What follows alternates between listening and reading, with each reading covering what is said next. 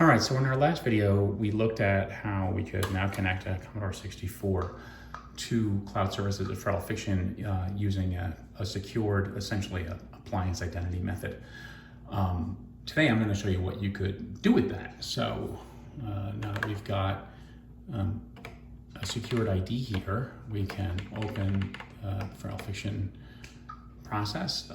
In that video, I also very briefly showed the Feral Fiction application. Today, we're going to show something different because now that we have a trust associated with the cloud service at feralfiction.com, we can do really, pretty much whatever. So we're going to look today at something that we didn't have in 1982, which was a browser. And there's no reason why a Commodore couldn't have a browser today. In fact, I'm beginning to start to think that I might be answering the question, what if the internet arrived when the Commodore 64, the Amiga, the Apple II, the British Micro, the ZX Spectrum were the most popular computers around. So let's take a look. So Friendly Web is the app that we've got for browsing. This is our browser. I've used a strict safe search on this. Because I really do want this to be a family-friendly kind of space. And we can search for whatever. So I'm going to go ahead and search for history of the Commodore 64. And here we are, top 5 selections. That is a live web search.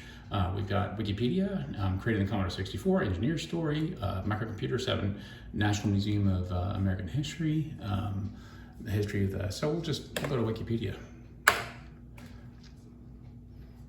And there it is. Here's a Wikipedia article on the Commodore 64, giving a brief outline of the history of the machine. I'm loading the first 4 kilobytes of the article, and then after that you can go back, you can search, you can quit. So we're gonna go back. If you get, we don't really have any ugly, not founds or anything like that. So if you tried something that didn't work, like I've tried these before, so I know that this one doesn't work, you'll just get, instead of like a 404 or something generic, just say, could not read that page, which is, very Commodore-like in its approach. So you can browse, you can search, you can read, and when you're done, you just click back to the menu, and there you are. So there it is, a browser, modern search browser that has been enabled for the Commodore 64 today. Thanks.